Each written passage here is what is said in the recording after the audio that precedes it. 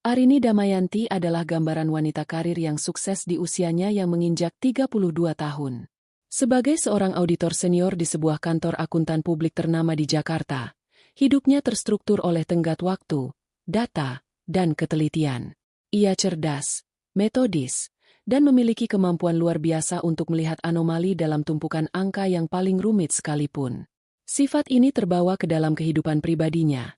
Ia seorang perencana yang ulung, memastikan setiap aspek kehidupannya berjalan sesuai jalur yang ia harapkan.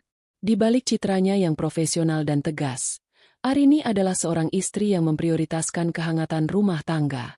Baginya, rumah bukan sekadar bangunan, melainkan sebuah kanvas tempat ia dan suaminya, Bramantio, melukis masa depan. Rumah mewah 2 lantai di kawasan penyangga Jakarta itu adalah bukti nyata dari kerja kerasnya. Dibeli dengan bonus tahunan dan sebagian dana dari warisan almarhum ayahnya. Sebuah fakta yang ia simpan sebagai fondasi aman bagi keluarga mereka. Bramantio, atau Bram, adalah sosok suami yang tampak sempurna di mata orang lain. Berusia 35 tahun, ia memiliki pembawaan yang ramah, mudah bergaul, dan pandai menempatkan diri. Ia menjalankan sebuah usaha pemasok alat-alat kantor skala menengah, sebuah bisnis yang cukup untuk memberikan mereka kehidupan yang nyaman, namun tidak secepat laju karir Arini. Di dalam dirinya, tersembunyi rasa tidak aman yang tidak pernah ia utarakan. Ia merasa sedikit tertinggal oleh pencapaian istrinya dan mendambakan sebuah lompatan besar yang bisa membuktikan nilainya. Sebuah jalan pintas menuju kekayaan dan pengakuan yang menurutnya pantas ia dapatkan. Pesonanya adalah modal utamanya. Namun di baliknya ada kerapuhan ego yang membuatnya rentan terhadap sanjungan dan godaan. Lalu ada Rika, seorang janda berusia 34 tahun yang baru beberapa bulan terakhir masuk ke dalam lingkaran pertemanan Bram. Dengan status jandanya, ia memproyeksikan citra wanita mandiri yang tangguh namun butuh perlindungan. Kenyataannya, Rika adalah seorang oportunis yang terlatih. Setelah suaminya meninggal dan hanya menyisakan sedikit warisan, ia secara aktif mencari target baru. Ia ahli dalam membaca kelemahan pria. Ia melihat kehausan Bram akan validasi dan pengakuan. Dengan pujian yang tepat sasaran dan penampilan yang selalu terawat, ia memposisikan dirinya sebagai antitesis dari Arini yang sibuk. Rika tidak mencari cinta, ia mencari tiket menuju keamanan finansial, dan ia melihat tiket itu tercetak tebal di dahi Bramantio, pria yang ia yakini memiliki istri kaya dan aset yang melimpah. Ketiga insan ini terhubung dalam sebuah takdir yang akan segera terkuak, dipicu oleh sebuah perjalanan dinas yang seharusnya menjadi rutinitas biasa, namun malah menjadi awal dari sebuah badai pengkhianatan. Layar laptop di hadapan Arini menampilkan deretan angka final dari laporan audit klien di Surabaya. Pukul 9 malam di kamar hotel yang steril, ia merasakan kelegaan yang luar biasa. Proyek audit selama 2 minggu yang seharusnya selesai lusa, berhasil ia rampungkan lebih cepat. Efisiensi adalah keahliannya. Jari-jarinya berhenti menari di atas papan ketik. Keheningan kamar hotel tiba-tiba terasa begitu pekat. Begitu kontras dengan kehangatan rumah yang selalu ia rindukan setiap kali bertugas. Ia meraih ponselnya, membuka galeri foto. Di sana ada foto Bram yang sedang tersenyum lebar saat mereka merayakan ulang tahun pernikahan ke-5 bulan lalu. Senyum yang selalu berhasil membuatnya merasa utuh. Rindu itu menusuk, lebih tajam dari biasanya. Seharusnya ia baru pulang 2 hari lagi, sesuai jadwal tiket pesawat yang dipesankan kantor. Namun, sebuah ide cemerlang mulai terbentuk di benaknya. Kenapa tidak pulang besok? Ia bisa mengambil penerbangan paling pagi. Ia membayangkan wajah terkejut Bram saat ia muncul di depan pintu, membawakan sarapan favoritnya. Senyumnya mengembang. Kejutan ini akan sepadan dengan semua lelahnya. Tanpa pikir panjang, ia membuka aplikasi pemesanan tiket. Ada 1 kursi tersisa di penerbangan pukul 6 pagi menuju Jakarta. Takdir, pikirnya. Ia segera menyelesaikan pembayaran dan dalam sekejap, rencana kepulangannya berubah. Setelah membereskan laptop dan dokumen ke dalam tas kerja, ia mengirim pesan singkat kepada Bram. Sayang, kerjaan di sini lancar. Mungkin besok bisa selesai lebih cepat dari jadwal. Kamu apa kabar? Ia sengaja tidak menyebutkan rencananya. Ia ingin ini menjadi kejutan murni. Beberapa menit kemudian, balasan dari Bram masuk. Syukurlah kalau lancar. Aku baik. Cuma kangen aja. Di sini agak sibuk. Banyak pesanan baru. Jaga kesehatannya. Jangan telat makan. Arini tersenyum membaca pesan itu. Sibuk bekerja. Tentu saja. Bram adalah pria yang bertanggung jawab. Ia sama sekali tidak menaruh curiga pada jeda waktu balasan atau pilihan kata yang sedikit lebih formal dari biasanya. Baginya, itu adalah tanda bahwa suaminya sedang fokus pada pekerjaannya, sama seperti dirinya. Keesokan paginya, sebelum menuju bandara, Arini menyempatkan diri mampir ke sebuah pusat perbelanjaan yang sudah buka. Ia teringat Bram pernah beberapa kali menunjukkan sebuah foto jam tangan di ponselnya. Model yang elegan, merek ternama, dengan harga yang cukup mahal. Bram tidak pernah memintanya. Hanya bergumam bahwa suatu saat nanti ia akan membelinya sendiri jika bisnisnya sudah semakin besar. Arini menuju ke toko jam tangan yang ia tahu menjual merek tersebut. "Selamat pagi, Ibu. Ada yang bisa dibantu?" Sapa seorang pramuniaga dengan ramah.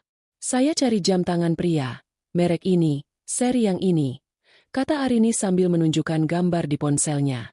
Pramuniaga itu mengangguk dan segera mengeluarkan sebuah kotak bludru berwarna hitam dari etalase kaca.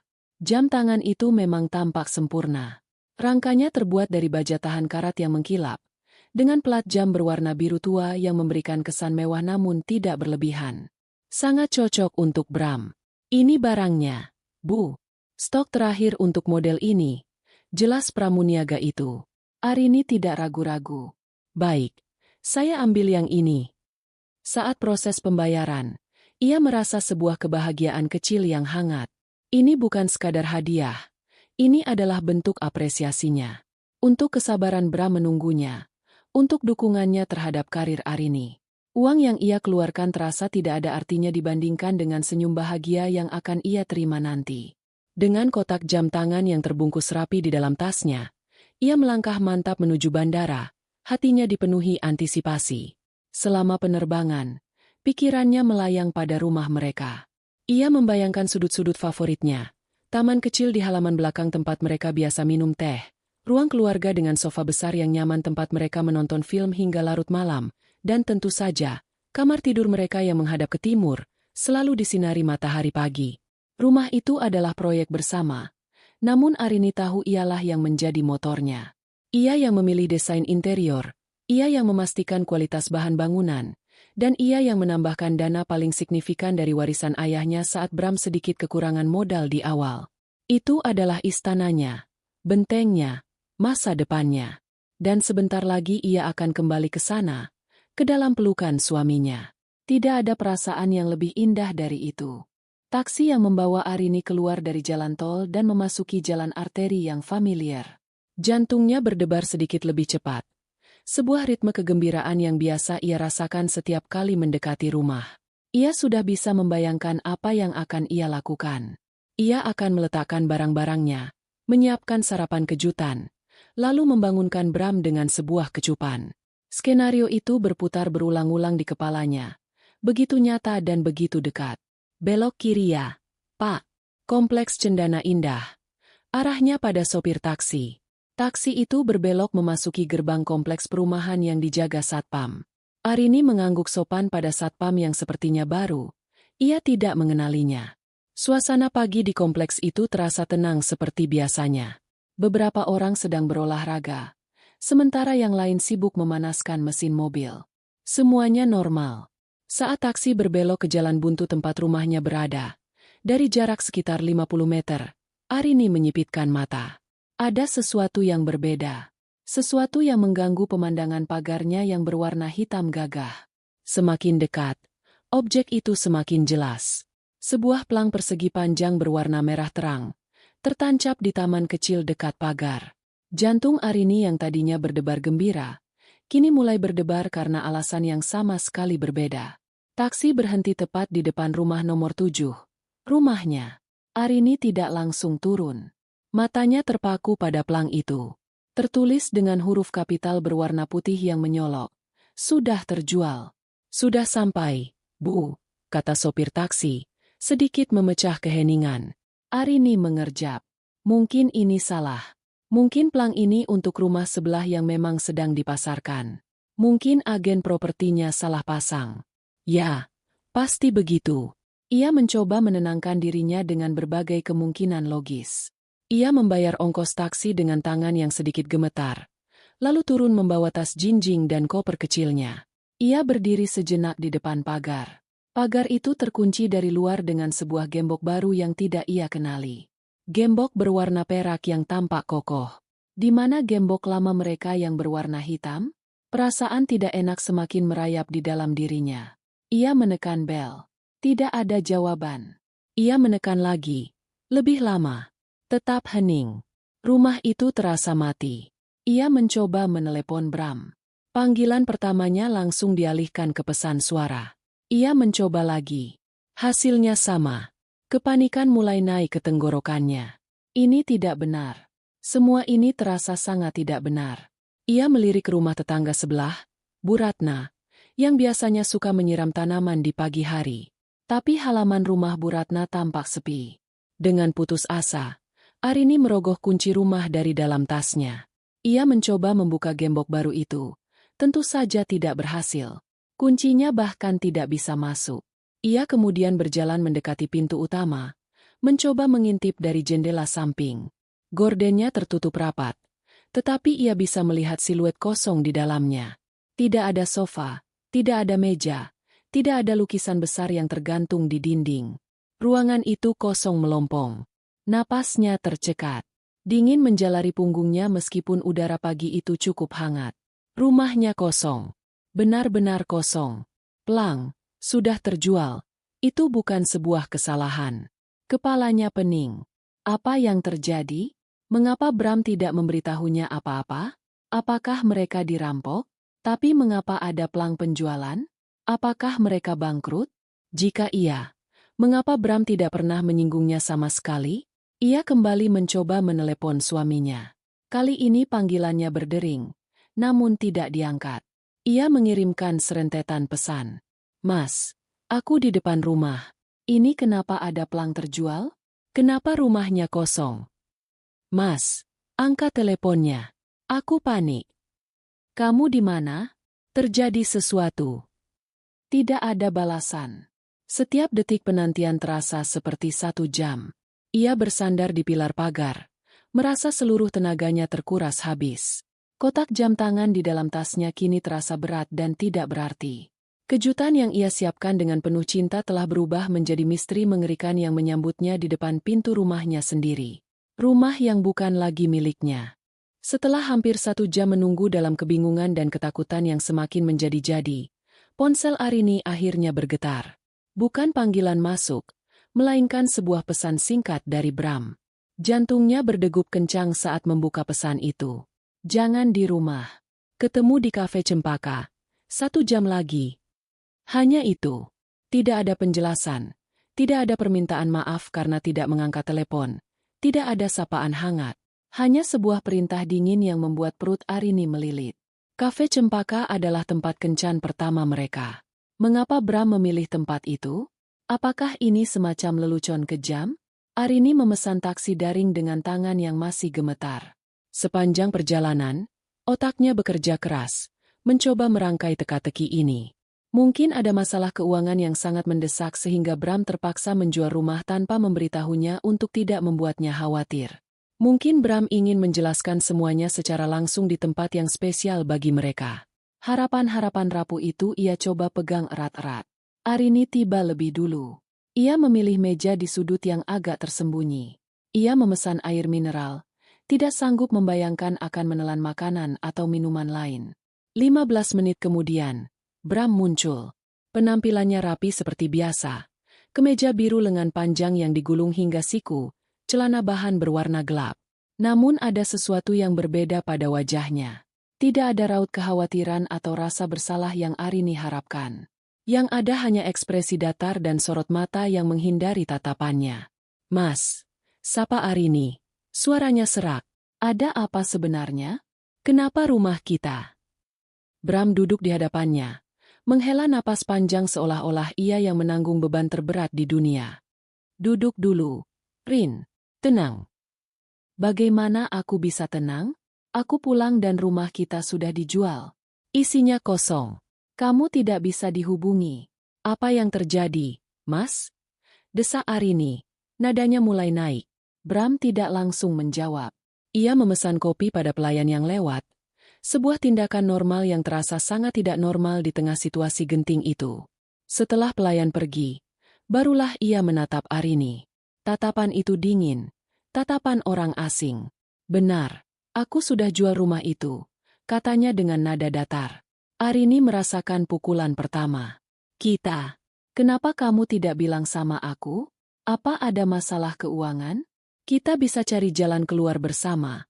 Mas, kenapa harus menjual rumah? Bram menggeleng pelan.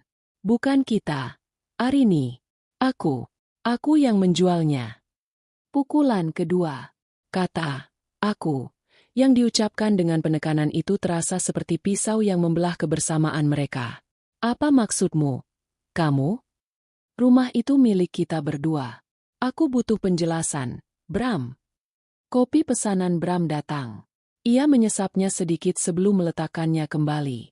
Aku butuh uangnya, lanjutnya, masih dengan nada yang sama. Untuk memulai hidup baru. Dunia Arini seakan berhenti berputar. Hidup baru? Hidup baru apa? Hidup baru kita? Kita mau pindah? Tanyanya. Masih mencoba mencari secercah harapan dalam kata-kata suaminya. Bram menatap lurus ke mata Arini, dan untuk pertama kalinya, Arini melihat ketiadaan cinta di sana. Yang ada hanya ketetapan hati yang kejam. Bukan kita. Aku akan menikah lagi. Jika sebelumnya ia merasa seperti dipukul, kali ini ia merasa seperti jantungnya direnggut paksa dari rongga dadanya. Udara di sekitarnya terasa menipis. Suara-suara di kafe, denting sendok, tawa dari meja lain, musik latar, semuanya lenyap. Yang tersisa hanya denging di telinganya dan wajah Bram yang tampak kabur oleh air mata yang mulai menggenang di pelupuk matanya. Menikah lagi? Bisiknya. Tidak percaya dengan apa yang ia dengar. Dengan siapa? Sejak kapan? Namanya Rika, jawab Bram tanpa jeda. Seolah nama itu sudah biasa ia ucapkan. Ini sudah berjalan beberapa bulan. Aku sadar kita sudah tidak sejalan lagi. Rin. Kamu terlalu sibuk dengan duniamu, dengan kariermu. Kita jarang punya waktu. Rika lebih mengerti aku. Setiap kata adalah racun. Bram membalikan keadaan, menyalahkannya atas kesibukan yang selama ini Bram dukung, kesibukan yang hasilnya juga mereka nikmati bersama. Jadi, semua ini karena itu? Kamu berselingkuh di belakangku. Lalu kamu jual rumah kita untuk modal menikahi perempuan itu. Logika Arini sebagai seorang auditor mulai mengambil alih, menghubungkan titik-titik dengan cara yang paling menyakitkan. Aku butuh modal untuk membuka usaha baru dengannya. Pernikahan kami juga butuh biaya. Aku Bram, tanpa sedikit pun nada penyesalan. Seolah itu adalah sebuah rencana bisnis yang wajar. Arini menatap suaminya, pria yang ia cintai, pria yang ia tiduri setiap malam, pria yang ia rencanakan masa tuanya bersamanya. Pria itu kini menjadi monster berwajah familiar. Pengkhianatan ini begitu total, begitu terencana.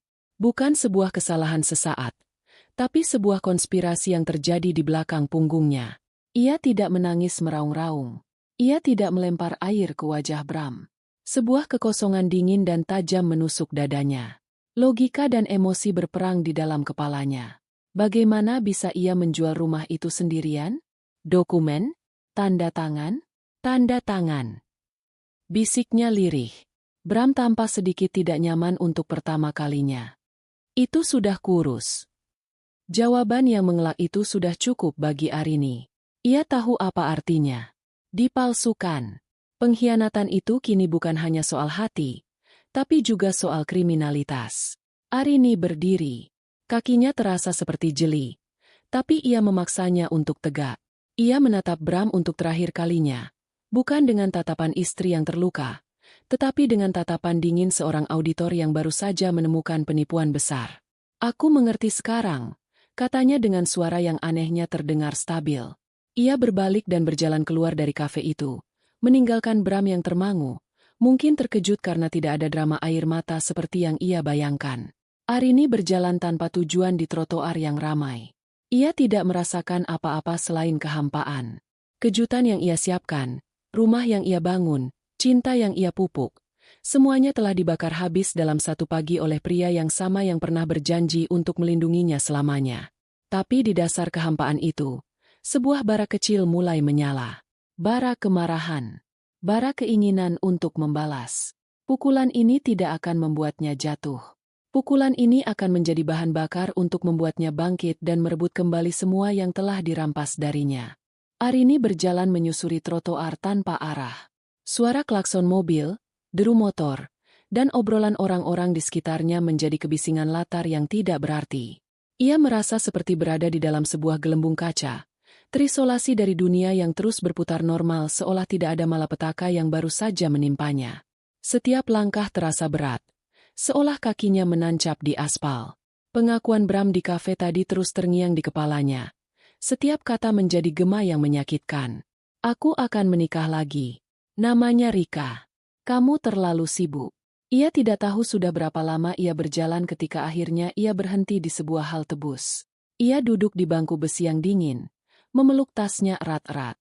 Di dalam sana, kotak jam tangan itu terasa seperti sebuah batu, sebuah monumen kebodohannya. Air mata yang sedari tadi ia tahan akhirnya luruh juga. Bukan tangisan meraung-raung, melainkan aliran sunyi yang membasahi pipinya. Tangisan untuk 5 tahun pernikahan yang musnah. Tangisan untuk kepercayaan yang dihancurkan tanpa sisa. Tangisan untuk masa depan yang direnggut darinya.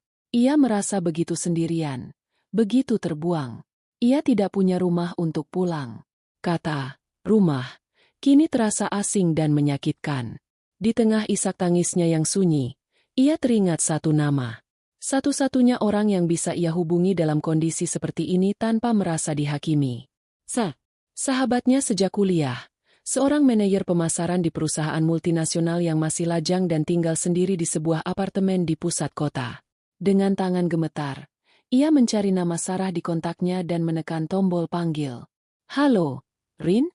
Tumben telepon jam segini, bukannya masih di Surabaya? Suara ceria Sarah menyapanya dari seberang. Arini mencoba menjawab, tapi yang keluar dari mulutnya hanyalah isak tangis yang tertahan. Rin? Halo? Kamu kenapa? Kamu baik-baik aja? Nada suara Sarah langsung berubah menjadi cemas.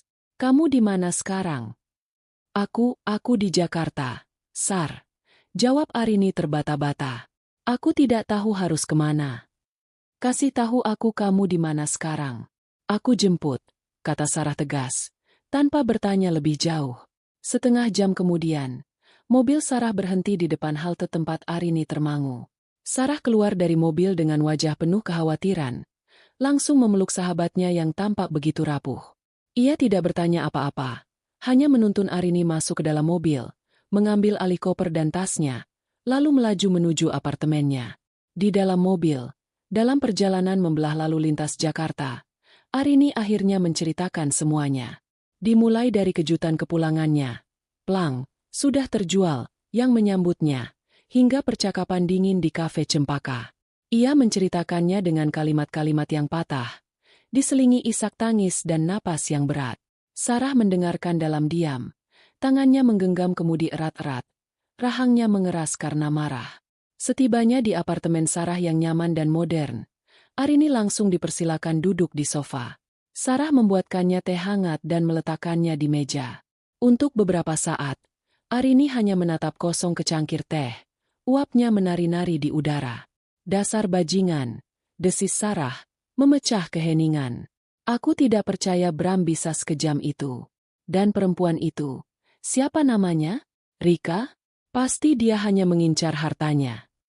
Arini mengangguk pelan. Rumah itu, Sar. Ada sebagian uang warisan ayahku di sana. Bram tahu itu. Ini bukan cuma soal selingkuh, Rin. Ini sudah penipuan. Ini kriminal, kata Sarah dengan geram. Kamu tidak bisa diam saja. Malam itu, Arini menumpahkan semua kesedihannya. Ia menangis hingga matanya bengkak dan kepalanya pusing. Sarah dengan sabar menemaninya, membiarkan sahabatnya itu mengeluarkan semua racun dari dalam sistemnya. Namun, ketika fajar mulai menyingsing dan cahaya pertama masuk melalui jendela apartemen yang besar, sesuatu di dalam diri Arini mulai berubah. Ia bangkit dari sofa dan berjalan ke kamar mandi. Ia menatap pantulannya di cermin. Wajah yang ia lihat adalah wajah seorang korban. Pucat, sembab, dengan mata merah yang kosong. Ia tidak mengenali wanita lemah di cermin itu. Ini bukan Arini Damayanti, auditor senior yang disegani karena ketelitian dan ketangguhannya. Ini adalah orang lain. Dan di saat itulah, sebuah keputusan terbentuk. Tangisan itu berhenti. Air mata itu mengering, bukan karena kesedihannya hilang, tapi karena ia telah berubah menjadi sesuatu yang lebih keras, lebih dingin, menjadi bara. Ia tidak akan membiarkan Bram dan Rika menari di atas reruntuhan hidupnya. Ia tidak akan menjadi korban dalam cerita ini. Jika Bram ingin perang, maka ia akan memberikan perang yang tidak akan pernah bisa dimenangkan oleh Bram. Ia keluar dari kamar mandi dengan sorot mata yang berbeda. Sarah, yang sedang menyiapkan sarapan, langsung menyadarinya. "Kamu sudah lebih baik?" tanya Sarah hati-hati. "Jauh lebih baik," jawab Arini. Suaranya terdengar tenang dan mantap. "Sar, aku butuh bantuanmu. Aku butuh pengacara. Bukan sembarang pengacara. Aku butuh yang terbaik, yang paling ganas." Sarah tersenyum tipis, sebuah senyum lega dan bangga. Sahabatnya telah kembali. "Aku tahu orang yang tepat," katanya. Langkah pertama Arini adalah mengamankan aset pribadinya. Ia bersyukur karena sifatnya yang selalu waspada. Semua dokumen penting miliknya, akta lahir, ijazah, paspor, dan yang paling krusial, salinan akta nikah serta salinan asli sertifikat hak milik rumah atas nama mereka berdua, tersimpan aman di dalam sebuah safe deposit box di bank, bukan di laci lemari rumah mereka. Ia tahu persis apa yang harus ia lakukan. Permainan ini baru saja dimulai, dan ia tidak akan bermain untuk kalah. 2 hari kemudian, Arini dan Sarah melangkah masuk ke sebuah gedung perkantoran megah di kawasan Segitiga Emas, Jakarta. Mereka menuju sebuah firma hukum bernama Soetoyo Partners di lantai 25. Firma ini memiliki reputasi sebagai spesialis sengketa aset dan hukum korporat, tempat para pengacara paling tajam berkumpul. Sarah, melalui koneksi direkturnya, berhasil membuatkan janji temu untuk Arini dengan salah satu mitra pendirinya, Ratna Soetoyo. Ruang tunggu firma itu didesain minimalis namun mengintimidasi, dengan perabotan mahal dan pemandangan kota dari jendela-jendela besar. Arini, yang sudah berhasil mengendalikan emosinya, duduk dengan punggung tegak. Ia mengenakan blus sederhana namun elegan. Rambutnya ditata rapi. Ia tidak datang sebagai istri yang menangis. Ia datang sebagai klien yang serius. Seorang asisten mempersilakan mereka masuk ke ruangan Ratna Soetoyo. Ruangan itu luas, didominasi oleh rak buku tinggi yang penuh dengan buku-buku hukum tebal. Di balik meja kayu jati yang besar, duduk seorang wanita berusia akhir 40-an. Ratna Soetoyo memiliki penampilan yang tajam, dengan rambut pendek sebahu dan kacamata berbingkai tegas. Ia menyambut mereka dengan jabat tangan yang erat dan tatapan mata yang seolah bisa menembus apapun. "Selamat pagi, Bu Arini, Bu Sarah. Silakan duduk," katanya dengan suara yang dalam dan berwibawa. "Sarah sudah menceritakan garis besarnya kepada saya lewat telepon. Tapi saya ingin mendengar langsung dari Anda, Bu Arini. Ceritakan semuanya, dari awal, tanpa ada yang terlewat." Arini menarik napas dalam-dalam. Dengan ketenangan seorang auditor yang sedang mempresentasikan temuannya, ia mulai berbicara. Ia menjelaskan kronologi pernikahannya, pembelian rumah, kontribusi finansialnya yang lebih besar dari dana warisan, karirnya, perjalanan dinasnya, hingga pengkhianatan yang ia temukan. Ia menyajikan fakta secara runtut dan logis, menekan emosinya dalam-dalam. Ia bahkan menyerahkan salinan sertifikat rumah dan akta nikah yang ia bawa dari safe deposit box. Ratna mendengarkan dengan saksama, sesekali membuat catatan di buku catatannya. Ia tidak menyela sama sekali sampai Arini selesai bercerita. "Sebuah cerita yang malang, tapi sayangnya tidak unik," komentar Ratna setelah hening sejenak. "Saya sudah menangani banyak kasus serupa. Sekarang, mari kita bicara soal hukum. Pertanyaan pertama, apakah Anda pernah menandatangani surat kuasa jual dalam bentuk apapun kepada suami Anda?" "Tidak pernah. Sama sekali tidak," jawab Arini tegas. "Baik. Itu poin krusial pertama," kata Ratna sambil mengangguk. "Itu artinya, Hampir bisa dipastikan tanda tangan Anda pada akta jual beli, AJB, itu dipalsukan. Ini membawa kita dari ranah hukum perdata ke ranah hukum pidana. Ratna menyandarkan punggungnya ke kursi. Langkah pertama yang akan kita lakukan adalah mendapatkan salinan resmi AJB tersebut dari kantor notaris PAT yang membuatnya. Tim saya akan segera mengurusnya. Setelah itu, kita akan membawanya ke ahli grafologi forensik untuk mendapatkan surat keterangan resmi bahwa tanda tangan itu memang palsu. Setelah itu terbukti, apa langkah selanjutnya? Tanya Arini. Setelah bukti pemalsuan ada di tangan kita punya dua jalur serangan, jelas Ratna sambil mengangkat dua jarinya. Jalur pidana, kita bisa melaporkan suami Anda, Bramantio, atas dasar pasal 263 KUHP tentang pemalsuan surat, dengan ancaman hukuman hingga 6 tahun penjara. Ditambah pasal 372 tentang penggelapan, karena ia menjual aset bersama dan menggunakan hasilnya untuk kepentingan pribadi, ancamannya 4 tahun penjara. Arini diam, mencerna informasi itu. 6 tahun penjara, 4 tahun penjara. Angka-angka itu terasa begitu nyata. Jalur kedua adalah perdata. Lanjut Ratna. Kita akan mengajukan gugatan ke pengadilan negeri untuk membatalkan transaksi jual-beli rumah tersebut, karena didasari oleh perbuatan melawan hukum, yaitu pemalsuan. Jika gugatan kita dikabulkan, transaksi itu menjadi tidak sah, dan kepemilikan rumah akan kembali ke status semula. Pembeli rumah itu kemudian harus menuntut suami Anda untuk pengembalian uang. Ratna menatap Arini dengan tajam. Pertanyaannya sekarang, Bu Arini, apa tujuan akhir Anda? Apakah Anda ingin suami Anda dipenjara? Apakah Anda hanya ingin rumah Anda kembali? Atau keduanya? Inilah pertanyaan yang sudah Arini pikirkan selama 2 hari terakhir. Saya ingin semuanya kembali. Harta saya, harga diri saya. Saya tidak hanya ingin dia menyesal. Saya ingin dia dan wanita itu merasakan akibat dari perbuatan mereka secara maksimal. Saya tidak ingin mereka bisa lolos begitu saja. Senyum tipis dan dingin tersungging di bibir Ratna Soetoyo. Saya suka klien yang tahu apa yang dia mau, katanya. Kalau begitu, kita tidak bisa bertindak gegabah. Kita perlu strategi. Langkah pertama kita adalah lacak aliran dananya. Uang tunai dari penjualan rumah itu pasti ditransfer ke suatu tempat. Kita perlu tahu rekening mana, atas nama siapa, dan digunakan untuk apa. Ini akan menjadi amunisi kita untuk membekukan aset mereka di saat yang paling tepat.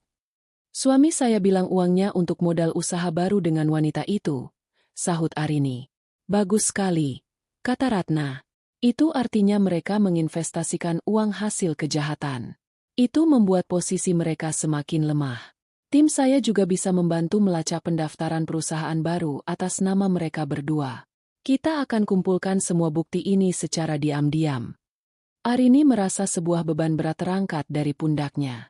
Ketidakpastian yang menghantuinya kini berubah menjadi serangkaian langkah yang jelas. Ia tidak lagi sendirian dalam pertarungan ini. Di hadapannya duduk seorang jenderal yang siap memimpin pasukannya ke medan perang. Ia kini memiliki benteng pertahanan hukum yang kokoh. Baik, Bu Ratna.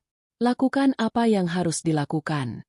Biaya bukan masalah, kata Arini dengan mantap. Ia meninggalkan kantor hukum itu dengan perasaan yang sama sekali berbeda dari saat ia datang. Ketakutan telah digantikan oleh kekuatan. Kesedihan telah diubah menjadi strategi. Ia akan membiarkan Bram dan Rika menikmati kebahagiaan sesaat mereka. Ia akan membiarkan mereka membangun istana pasir mereka, sebelum ia datang dengan gelombang pasang yang akan menyapu bersih semuanya tanpa sisa.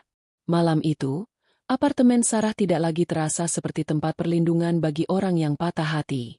Tempat itu telah bertransformasi menjadi sebuah markas komando. Di atas meja kopi, terbentang sebuah papan tulis putih kecil yang mereka beli sore tadi. Di atasnya, Arini mulai menuliskan poin-poin penting.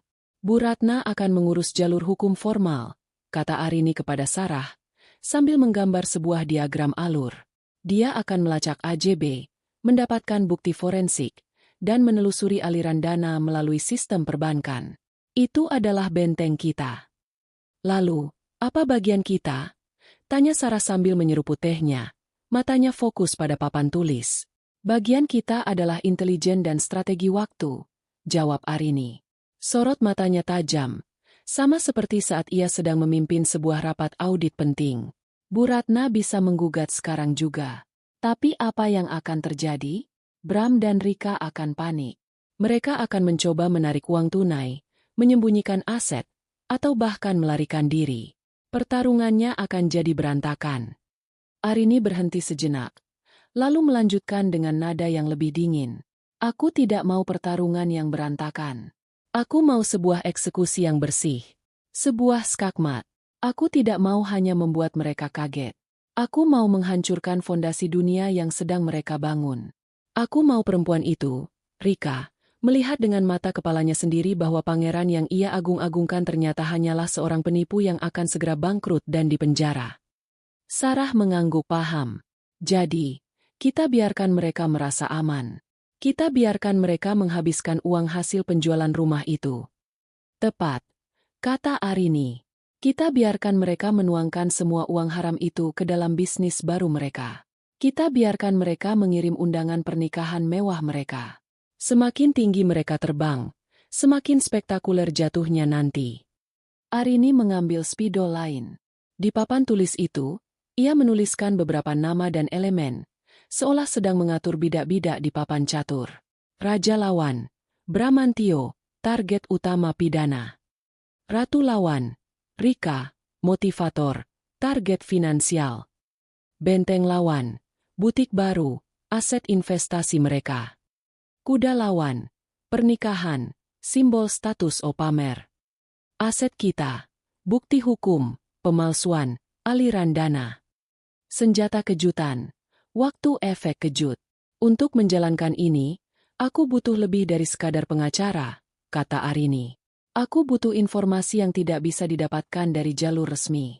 Aku perlu tahu semua tentang Rika. Latar belakangnya, kebiasaannya, lingkaran sosialnya. Aku juga perlu detail tentang butik itu. Lokasinya, tanggal pembukaannya, siapa saja pemasoknya. Social media. Usul Sarah. Itu permukaannya. Aku butuh yang lebih dalam, kata Arini. Pikirannya langsung tertuju pada satu orang. Aku kenal seseorang. Dani. Dia junior aku di kantor lama. Sekarang dia punya usaha sendiri di bidang keamanan siber dan investigasi digital. Dia berutang budi padaku. Aku akan menghubunginya. Tanpa ragu, Arini mengambil ponselnya dan mencari nomor Dani. Ia meneleponnya langsung. Halo, Dan? Ini Arini Damayanti. Sapanya dengan nada profesional. Mbak Arini. Apa kabar, Mbak? Tumben sekali telepon. Jawab suara seorang pria muda di seberang sana, terdengar antusias. Baik, Dan. Dengar, aku butuh bantuan profesional darimu. Ini di luar catatan resmi. Aku punya sebuah proyek yang butuh keahlianmu. Tentu ada bayarannya, kata Arini, langsung ke intinya. Wah, kedengarannya menarik. Mbak, proyek apa nih? Aku akan kirimkan 2 nama dan beberapa informasi awal lewat surel. Aku ingin kamu gali semua yang bisa kamu temukan tentang mereka. Jejak digital, aset yang terdaftar atas nama mereka, pendaftaran bisnis baru dalam 6 bulan terakhir, aktivitas media sosial, apa saja. Kerjakan secara diam-diam. Tidak boleh ada yang tahu kamu sedang mencari informasi ini. Perintah Arini. Siap, Mbak. Anggap saja beres. Kirim saja detailnya. Nanti aku kabari perkembangannya. Jawab Dani mantap. Setelah menutup telepon, Arini merasa adrenalinnya terpacu. Ia bukan lagi Arini yang meratapi nasib. Ia adalah seorang komandan yang baru saja mengerahkan pasukan khususnya. Ia menata papan catur strateginya. Setiap bidak memiliki peran. Bu Ratna adalah benteng kokoh yang bergerak lurus dan pasti. Dani adalah kuda, yang bisa melompat secara tak terduga untuk mengumpulkan informasi. Sarah adalah menterinya, yang selalu mendampingi dan memberikan perspektif. Dan ia, Arini, adalah sang ratu. Bidak paling kuat di papan catur, yang bisa bergerak ke segala arah, menunggu saat yang tepat untuk mengucapkan, skakmat. Permainan panjang ini akan ia nikmati. Setiap langkah Bram dan Rika menuju puncak kebahagiaan mereka adalah langkah yang akan ia pantau, Langkah yang membawa mereka semakin dekat ke jurang kehancuran yang sudah ia siapkan. Beberapa minggu berikutnya, Arini menjalani kehidupan ganda. Di siang hari, ia adalah Arini Damayanti, auditor senior yang efisien dan disegani di kantornya. Ia menangani tumpukan data, memimpin rapat, dan memberikan presentasi dengan ketajaman yang sama seperti biasanya.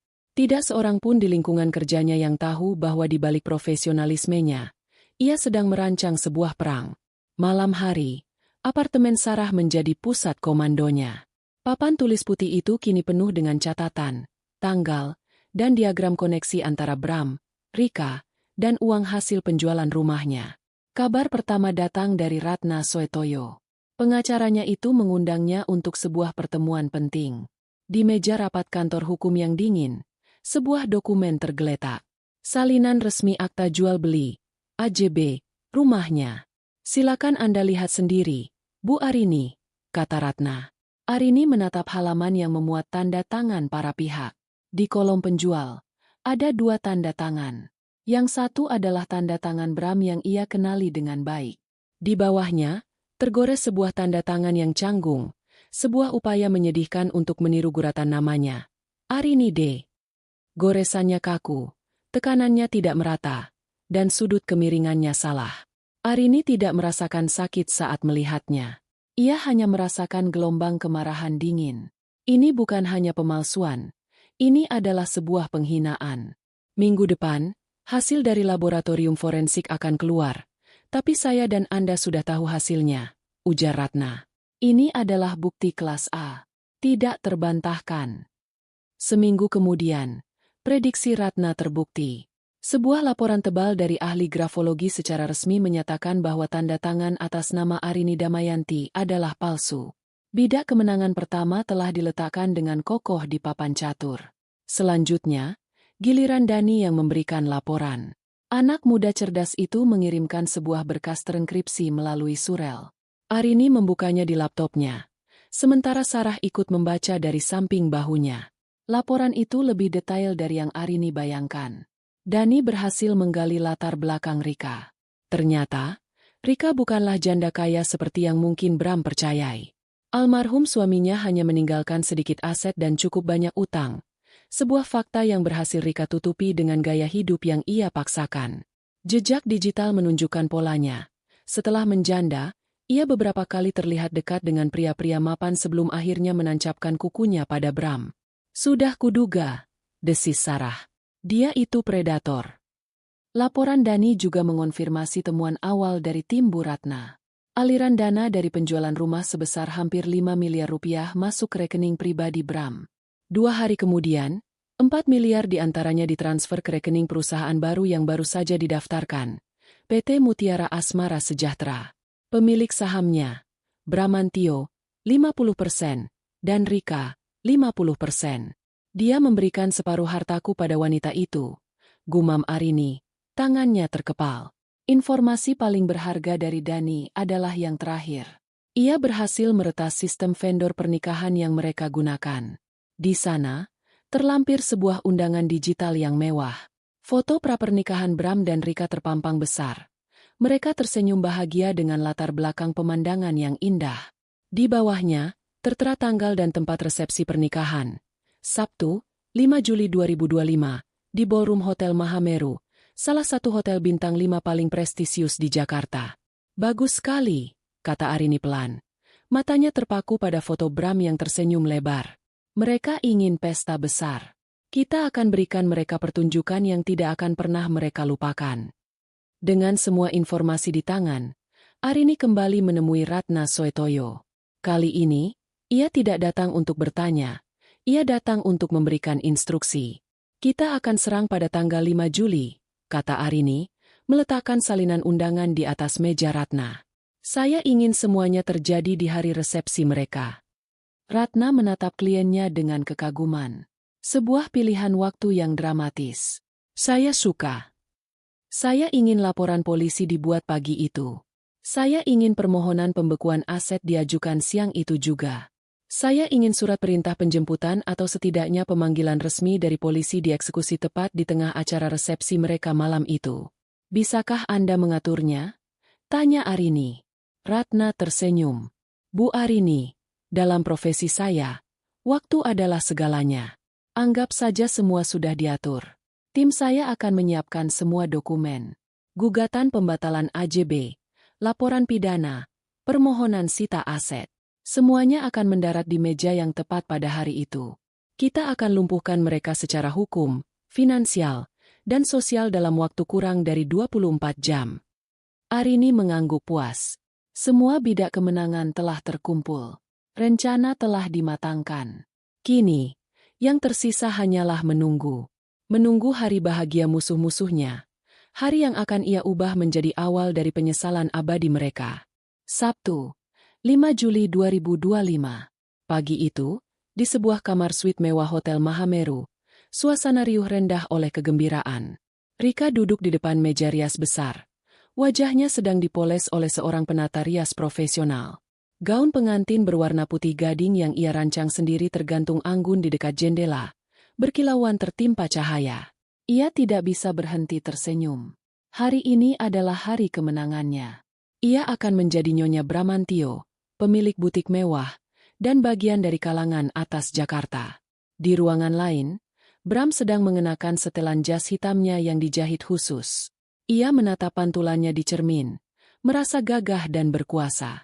Ia berhasil. Ia telah meninggalkan kehidupannya yang stagnan dengan Arini dan kini akan memulai lembaran baru yang gemilang. Ia merasa seperti raja dunia. Kontras dengan kemewahan di hotel itu, suasana di apartemen Sarah justru tenang dan terkendali. Arini duduk di depan laptopnya, mengenakan pakaian kasual yang nyaman. Ia tidak perlu berdandan. Ia tidak akan pergi ke pesta itu. Papan tulis di sebelahnya kini berisi jadwal eksekusi yang detail. Menit demi menit. Pukul 10. Ponsel Arini bergetar. Sebuah pesan dari Ratna. Laporan polisi nomor LPB 12347-2025. SPKT Polda Metro Jaya telah resmi diterima. Pasal 263 dan 372 KUHP. Bramantio resmi terlapor. Arini menandai poin pertama di papan tulis. Langkah pertama berhasil. Pukul 11.30. Prosesi akad nikah Bram dan Rika berjalan lancar di sebuah ruangan kecil di hotel yang sama. Dengan satu tarikan napas, Bram mengucapkan ijab kabul. Mereka sah menjadi suami istri di mata hukum dan agama. Mereka tidak tahu bahwa status hukum itu hanya akan bertahan beberapa jam saja. Pukul 14. Ponsel Arini bergetar lagi. Pesan dari tim Ratna. Penetapan pembekuan rekening PT Mutiara Asmara Sejahtera dari Pengadilan Negeri Jakarta Pusat telah keluar. Perintah sudah dikirim ke kantor pusat bank yang bersangkutan. Arini menandai poin kedua. Bom waktu finansial telah dipasang. Malam harinya, resepsi pernikahan dimulai. Ballroom Hotel Mahameru disulap menjadi negeri dongeng. Ratusan tamu undangan yang terdiri dari kolega bisnis, teman, dan keluarga memenuhi ruangan. Bram dan Rika berdiri di pelaminan yang megah, menyalami para tamu dengan senyum paling lebar yang pernah mereka miliki. Mereka berada di puncak dunia. Pukul 19.30. Sesuai jadwal Arini, inilah saatnya. Di tengah alunan musik orkestra dan kilatan lampu, pintu utama ballroom terbuka. Namun yang masuk bukanlah tamu undangan. Dua orang pria berpenampilan rapi dengan kemeja batik, didampingi oleh seorang polisi berseragam, melangkah masuk dengan tenang namun pasti. Kehadiran mereka yang kontras dengan suasana pesta langsung menarik perhatian beberapa tamu. Mereka berjalan lurus menuju pelaminan. Musik perlahan berhenti. Para tamu mulai berbisik-bisik, bertanya-tanya siapa orang-orang itu.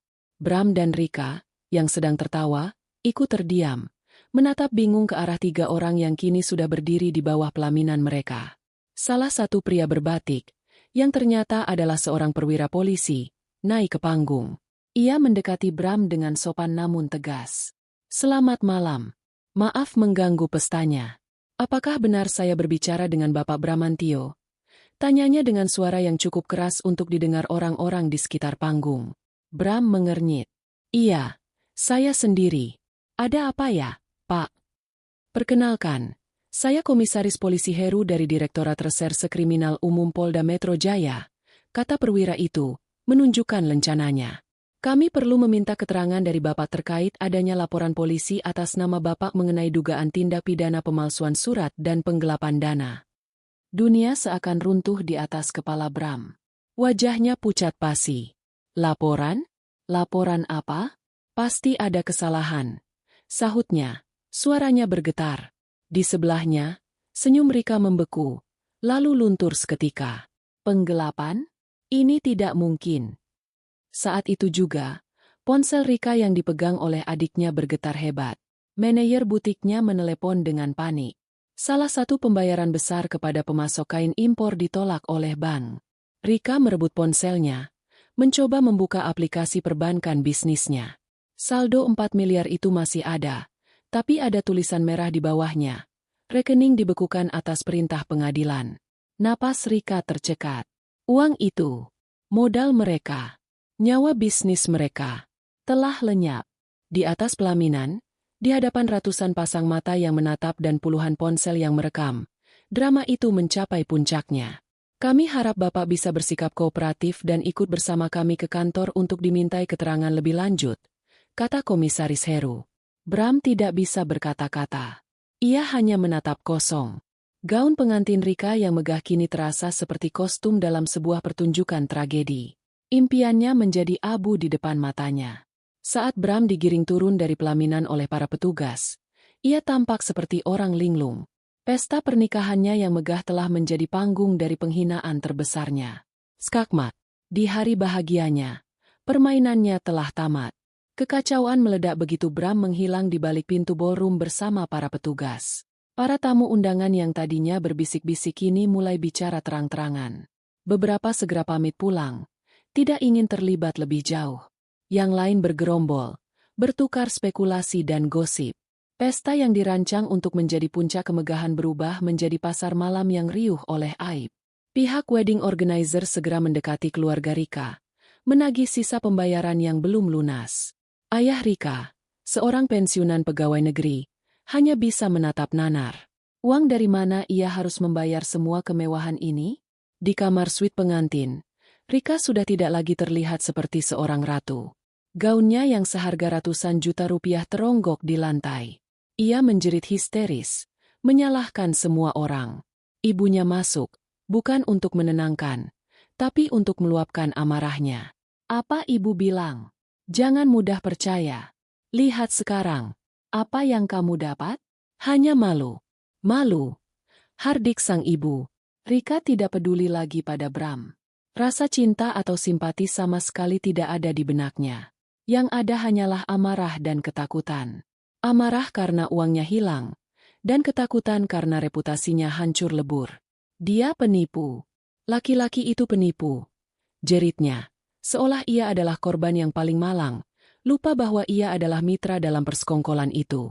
Sementara itu, di sebuah ruang interogasi yang dingin dan berbau pengap di kantor polisi, arogansi Bram luntur sepenuhnya, digantikan oleh keringat dingin dan ketakutan. Di hadapannya, di atas meja, tergeletak semua bukti yang dikumpulkan Arini dan Ratna. Salinan AJB dengan tanda tangan palsunya. Laporan analisis grafologi yang tidak terbantahkan. Diagram alur transfer bank yang menunjukkan dengan jelas bagaimana uang 4 miliar berpindah dari rekeningnya ke rekening perusahaan bersama Rika. Ia mencoba menyangkal, mencoba mengarang cerita tentang investasi yang salah, mencoba menyalahkan notaris. Tapi semua usahanya sia-sia. Bukti itu terlalu kuat, terlalu lengkap. Menjelang subuh, setelah interogasi berjam-jam, statusnya dinaikkan menjadi tersangka. Bramantio resmi ditahan. Beberapa hari kemudian, dari balik jeruji besi, Bram mendapatkan jatah 1 kali telepon. Pikirannya kalut. Orang tuanya pasti marah besar. Rika? Ia mendengar dari pengacara yang ditunjuk negara bahwa Rika sedang sibuk mengurus pembatalan pernikahan mereka. Ia tidak punya siapa-siapa lagi. Hanya satu nama yang terlintas di benaknya. Satu-satunya orang yang mungkin masih bisa menolongnya. Arini. Dengan tangan gemetar, ia menekan nomor yang sudah ia hafal di luar kepala. Setelah beberapa kali dering, panggilan itu diangkat. Hening. Rin. Arini. Panggil Bram. Suaranya parau dan pecah oleh tangis. Ini aku, Mas. Di apartemen Sarah, Arini mendengarkan suara itu melalui pengeras suara ponselnya. Wajahnya datar tanpa ekspresi. "Rin, tolong aku, Rin." Bram memohon. Isak tangisnya semakin menjadi. "Aku salah. Aku mengaku salah. Aku hilaf. Aku dibutakan oleh Rika. Aku akan ceraikan dia. Aku sudah tidak ada hubungan apa-apa lagi. Kita mulai dari awal, ya? Aku janji akan jadi suami yang baik. Tolong, cabut laporanmu. Aku mohon, Rin. Demi 5 tahun pernikahan kita." Arini membiarkan Bram menyelesaikan semua permohonan putus asanya. Ia membiarkan keheningan menggantung selama beberapa detik setelah tangisan Bram mereda. Lalu, ia mendekatkan ponsel ke mulutnya. "Penyesalanmu tidak ada artinya buatku, Bram," kata Arini. Suaranya terdengar sangat tenang, jernih, dan dingin seperti es. "Semua sudah terlambat. Nikmati buah dari apa yang sudah kamu tanam." Klik. Arini mematikan panggilan itu sebelum Bram sempat membalas. Ia kemudian memblokir nomor Bram dan semua nomor yang mungkin akan digunakan pria itu untuk menghubunginya. Selesai. Berita tentang Rika yang mengajukan pembatalan pernikahan kilat menyebar. Butik mewahnya tidak pernah dibuka. Namanya hancur di kalangan sosialita yang baru akan ia masuki. Ia menghilang, kembali ke kehidupannya yang dulu, kini dengan beban utang vendor pernikahan dan cap sebagai istri seorang penipu. Bram, sendirian di dalam sel, akhirnya menyadari betapa dalam jurang yang telah ia gali untuk dirinya sendiri. Ia kehilangan segalanya. Istri yang tulus mencintainya, hartanya, kebebasannya, dan harga dirinya. Penyesalan itu datang, tetapi seperti yang dikatakan Arini, semua sudah terlambat. Penyesalan itu kini menjadi satu-satunya teman setianya di dalam penjara. 6 bulan setelah malam resepsi yang dramatis itu, suasana di pengadilan agama terasa tenang, sangat kontras dengan badai yang telah merobek kehidupan Arini. Palu hakim diketuk 3 kali. Suaranya menggema di ruangan yang tidak terlalu besar itu. Gugatan cerai Arini dikabulkan. Pernikahannya dengan Bramantio secara resmi berakhir, tidak hanya karena perselingkuhan yang terbukti, tetapi juga karena perbuatan pidana yang dilakukan oleh mantan suaminya itu. Arini menerima putusan itu dengan kelegaan yang hening. Tidak ada air mata, tidak ada senyum kemenangan. Yang ada hanyalah perasaan titik, akhir dari sebuah kalimat panjang yang menyakitkan dalam buku kehidupannya. Proses hukum lainnya berjalan beriringan dengan kepastian yang sama. Dalam sidang pidana, Bramantio, dengan wajah kuyu dan tanpa perlawanan berarti, divonis hukuman 4 tahun penjara.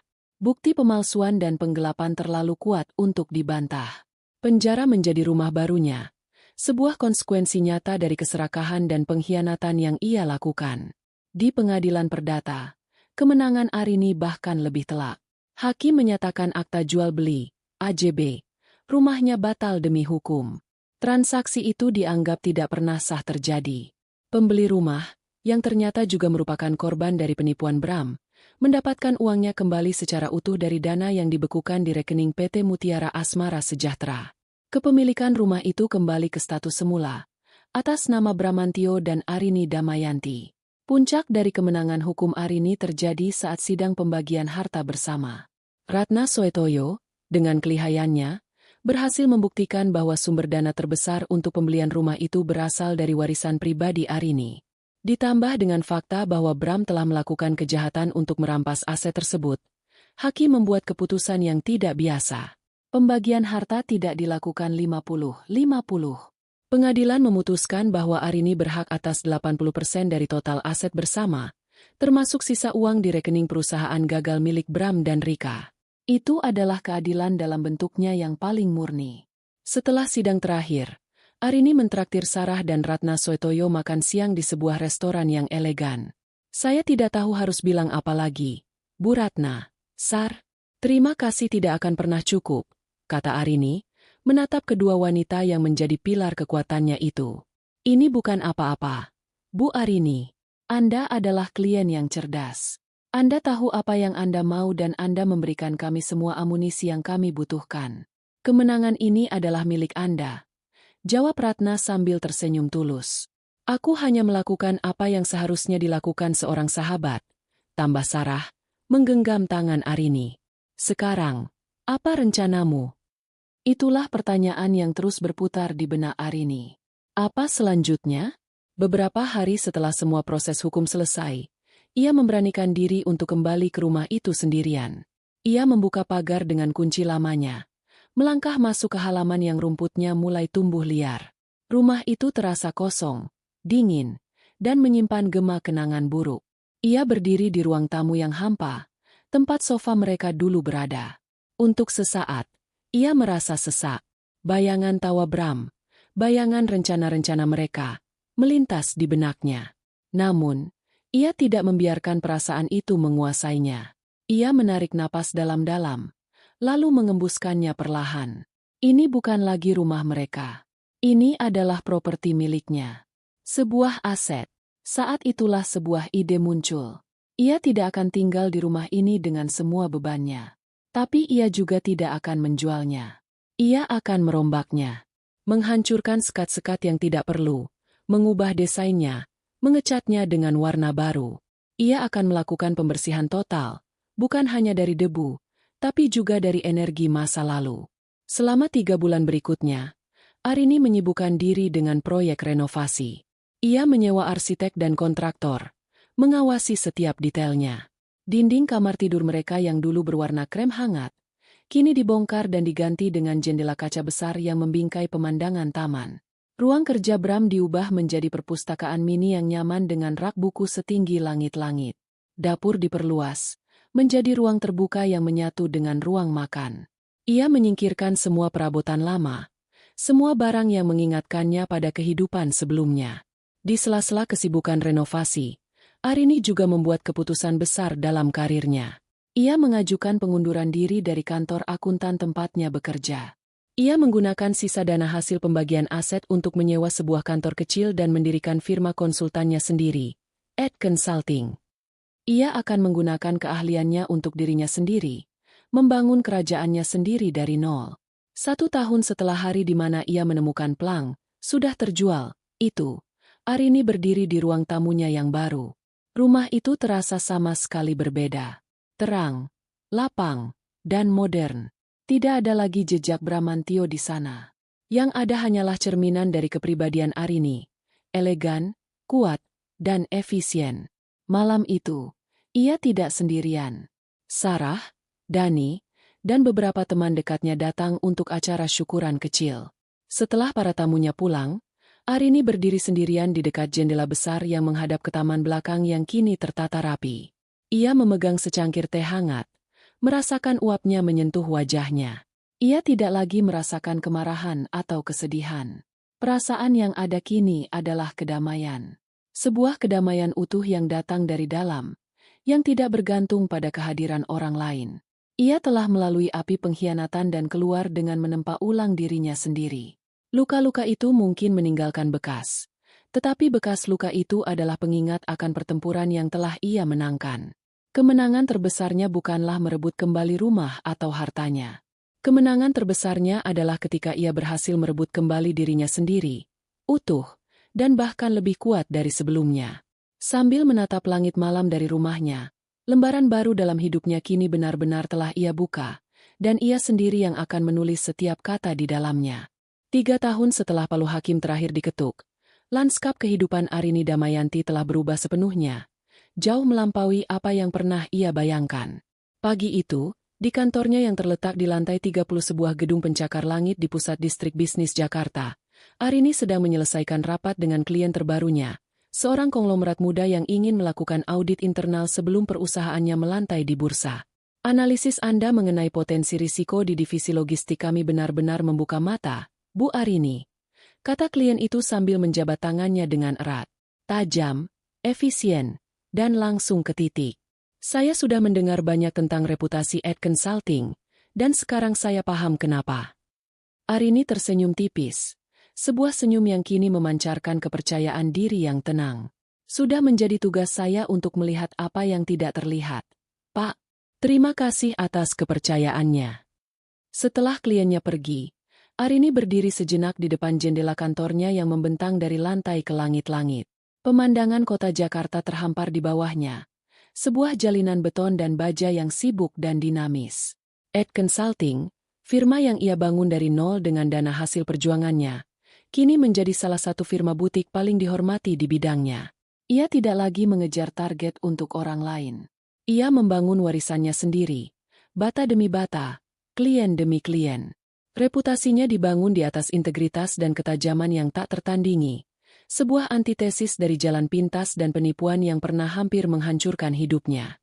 Kembali ke mejanya yang terbuat dari kayu solid, asistennya masuk dan meletakkan beberapa pucuk surat yang baru datang.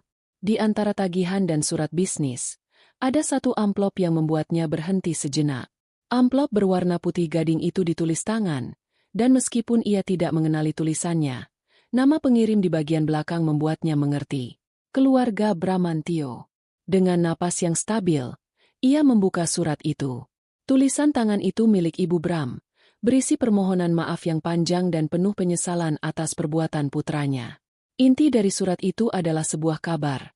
Bram akan segera bebas bersyarat bulan depan setelah mendapatkan remisi. Di dalam penjara, tulis ibunya, Bram telah banyak merenung dan berubah menjadi pribadi yang lebih religius. Penyesalannya begitu dalam, dan harapan terbesarnya setelah bebas adalah mendapatkan kesempatan untuk bertemu Arini, untuk memohon maaf secara langsung. Arini membaca surat itu sampai selesai, lalu meletakkannya di atas meja. 5 tahun yang lalu, surat seperti ini akan merobek hatinya, mungkin akan membuatnya marah atau menangis. Sekarang, ia tidak merasakan apa-apa selain sebuah ketenangan yang hampa. Ia mengingat Bram, tetapi gambaran yang muncul di benaknya terasa seperti foto lama yang warnanya telah pudar. Pria yang ia cintai, pria yang mengkhianatinya, dan pria yang memohon ampun dari balik telepon sel penjara. Semuanya terasa seperti karakter dari sebuah buku yang telah selesai ia baca dan simpan kembali di rak. Mereka nyata, tetapi mereka bukan lagi bagian dari dunianya. Ia tidak merasakan dendam. Ia juga tidak merasakan simpati. Yang ada hanyalah sebuah kesadaran bahwa bab itu telah benar-benar berakhir. Ia mengambil secari kertas catatan, menulis pesan singkat untuk asistennya. Mita, jika ada surat atau kontak lebih lanjut dari alamat atau nama ini, tolong ditangani dengan sopan. Jawab bahwa saya mendoakan yang terbaik untuk masa depan beliau. Namun dengan segala hormat saya tidak bersedia untuk bertemu atau berkomunikasi lebih lanjut. Bab ini sudah ditutup. Terima kasih. Ia melipat kertas itu dan memasukkan surat dari Ibu Bram ke dalam mesin penghancur kertas. Suara mesin yang berdengung pelan menjadi musik penutup yang final untuk masa lalunya. Sore itu,